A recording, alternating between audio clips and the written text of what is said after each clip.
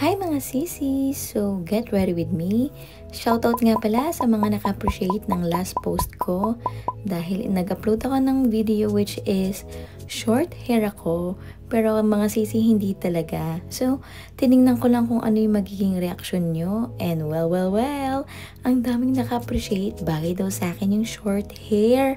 I can't remember kung kailan yung last time na short hair ako dahil parang yung feeling ko hindi na siya bagay sa akin. So, dahil dyan, nagbago ako ng hair color dahil gusto ko parang iba naman sa New Year. Iba naman yung peg ko ng hair color ko. Tapos naisip ko, paano kaya ako mag-short hair ako? Para maiba-iba naman. Tapos tinignan ko, parang bagay naman. Upload ko kaya? Well, alam nyo, nakakatuwang isipin na ang dami nakaka-appreciate sa mga changes ng tao, no? Kumbaga, kahit onti man yan o marami, basta may nakaka-appreciate sa'yo, ang sarap sa pakiramdam, ano? Lalo na yung mga talagang nabuboost yung confidence mo, which is, syempre, as a mom, marami na rin akong insecurities, hindi na rin ako ganun ka-confident, unlike nung dalaga pa ako.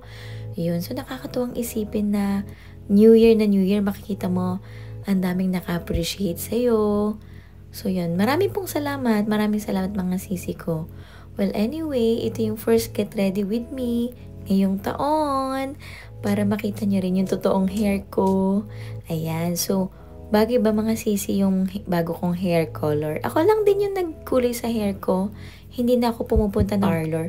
At hindi ko na rin matandaan kung kailan ako huling nagpunta ng salon. Medyo matagal-tagal na rin dahil mas gusto ko ako yung nag-hair color sa akin. Yun.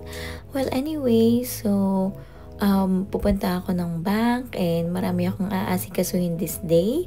Ayan, kaya sama ko kayo sa akin, get ready with me. And ano nga palang New Year's resolution yung mga sisi ko? Yung talagang masasabi nyo, babaguhin nyo this 2025. Ayan, this is my final look, mga sisi ko. O, Pak, sino ka dyan? Ito po ang inyong Mami Zizi. Comment down below kung sumali na kayo mga sisi ko sa aking pag-giveaway. Please don't forget to give this a thumbs up and share this video. Bagay ba yung hair color na to sa akin? Yan po talaga yung totoong hair length ng aking buhok. Hindi po siya short hair. Ayan, so sa mga naka-appreciate ulit po, maraming salamat sa inyo at na-appreciate nyo na bagay pala sa akin yung short hair. Kasi nakikita ko sa sarili ko na parang minsan hindi bagay, minsan bagay dahil sa face shape ko po.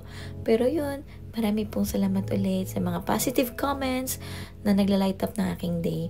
Ayun, hanggang sa susunod mga sisi ko. And please don't forget to join my recent giveaway. I'll put the link down below. Marami pong salamat sa panonood. Bye!